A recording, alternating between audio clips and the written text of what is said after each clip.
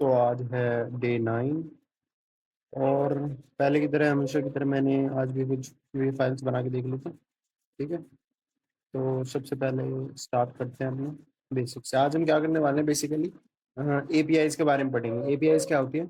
Application programming interface. मतलब ये कि अगर हम एक प्रोग्राम है हमारा, उसे हम दूसरे प्रोग्राम में चलाना चाहें तो उसे चलाने का एक मेथड है एपीआई। अब ऐसे तो हम जैसे ये प्रोग्राम रिक्वेस्ट है, ये रिक्वेस्ट नाम से जो लाइब्रेरी या मॉड्यूल है, ये अपने आप में एक बहुत बड़ा प्रोग्राम है। ठीक है, जैसे हम छोटे छोटे प्रोग्राम बना रहे हैं, ऐसे ही बहुत बड़ा प्रोग्राम है रिक्वेस्ट, उसको हमने इंपोर्ट करा है। ये एक तरीके से एपीआई कॉल करने हो गया।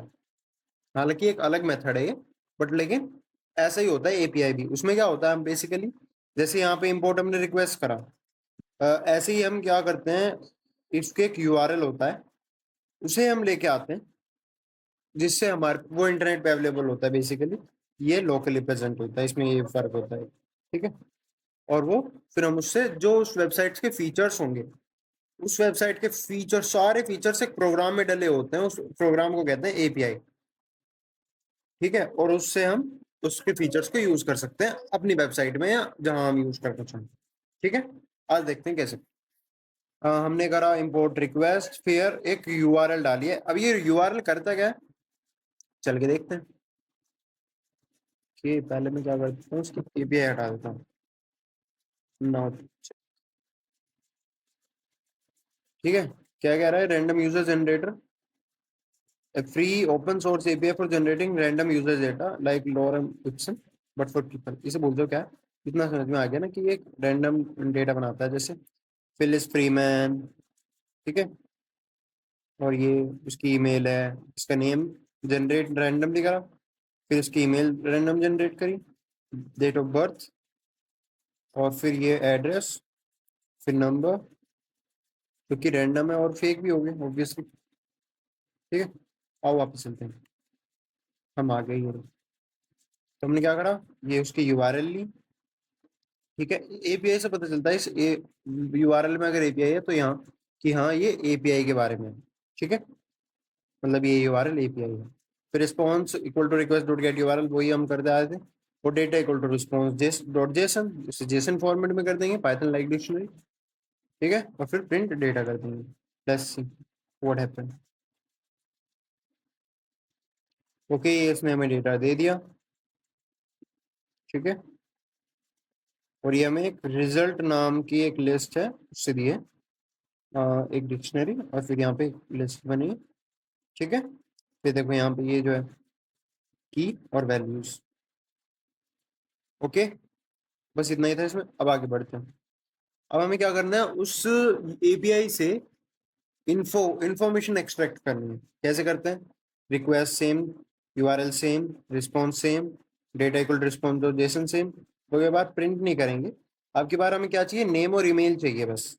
ठीक है, लेकिन हम यहाँ पे क्या ले सकते हैं, जैसे इसने कहा ईमेल के बाद तुम डेट ऑफ बर्थ ले सकते हो, एड्रेस ले सकते हो, फोन नंबर ले सकते हो, पासवर्ड ले सकते हो। ठीक है, लेकिन हमने सिर्फ दो ही चीज मांगी इससे, नेम और ईमेल। अब लोग से लिखते कैसे, data result zero, name first.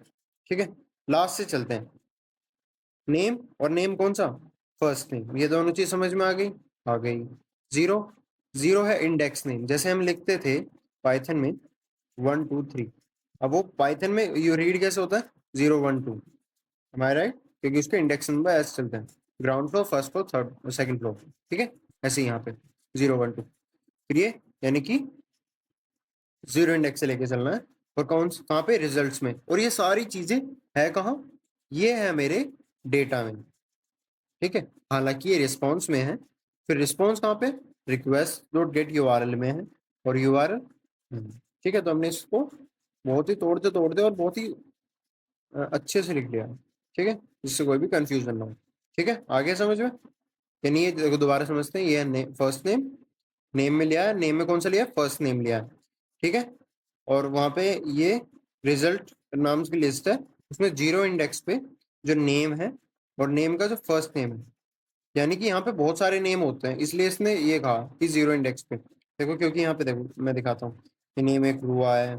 ठीक है, ऐसी और भी नेम होंगे यहाँ पे, जैसे यहाँ एक यूजर नेम दे रखा है इसने, ठीक है,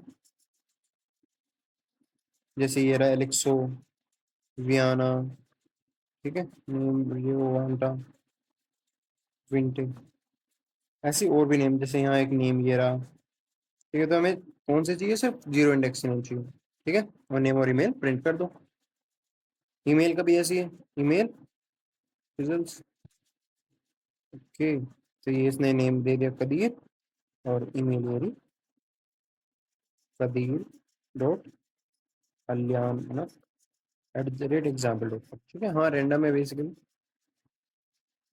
उसके बाद चलते हैं वेदर ऐप की तरफ,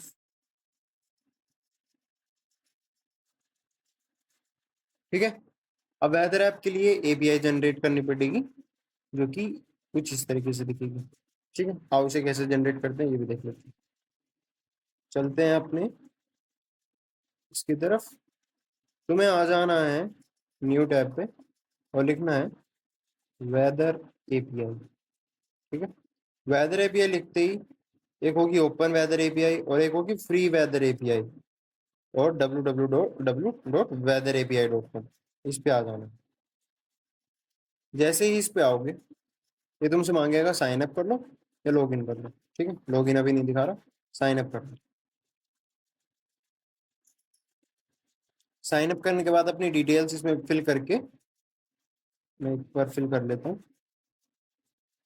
हाँ फिल करके कहेगा कि we have already verified your account. अब पहले ये तुम पे भेजेगा ईमेल वेरिफिकेशन। ईमेल वेरिफिकेशन भेजने के बाद वो कुछ ऐसा दिखेगा, हाँ ऐसा कुछ ऐसा दिखेगा।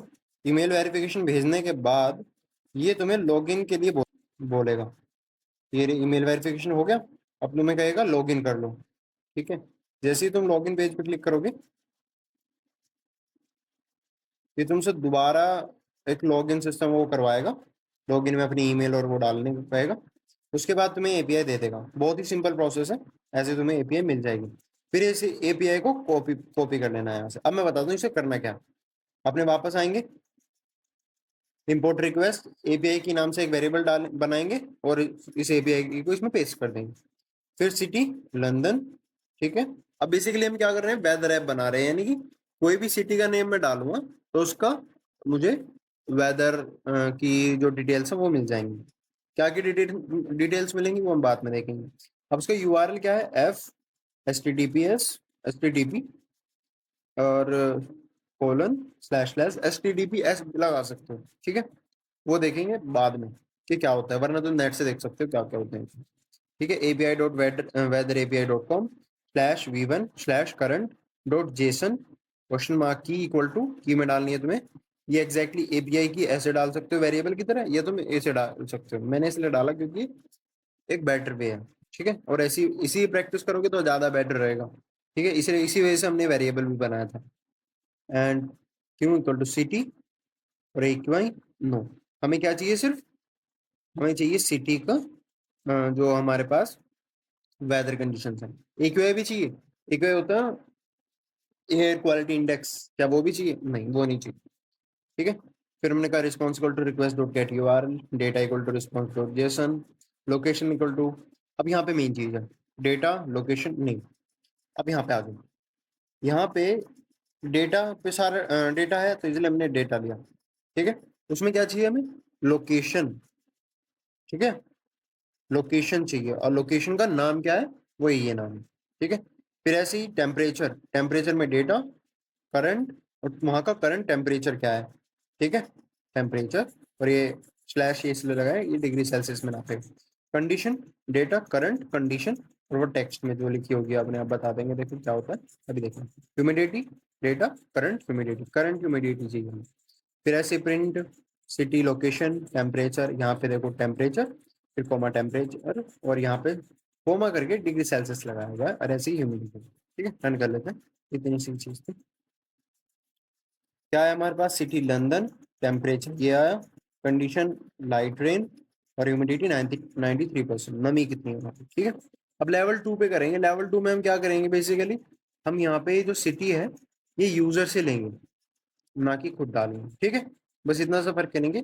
ये सिटी जो है इनपुट एंट्री सिटी नेम वो यूजर से कहेंगे। जैसे यहाँ पे चला के देख लेते हैं।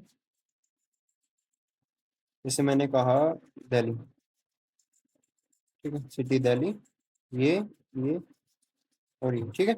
इसे तुम क्या कर सकते हो, लूप में डाल सकते हो कि वाइल ट्रू, ठीक है, जिससे क्या होगा, वो बार बार पूछता रहेगा। इससे तुम यहाँ पे इसमें वाइल ट्रू करके और तुम वो कर सकते हो। ठीक है, तो आज हमने वेदर एपीआई बना लिया। आगे हम कल डे 9 में देखेंगे क्या करने वाले हैं। ठीक है, ऑल द बेस्ट।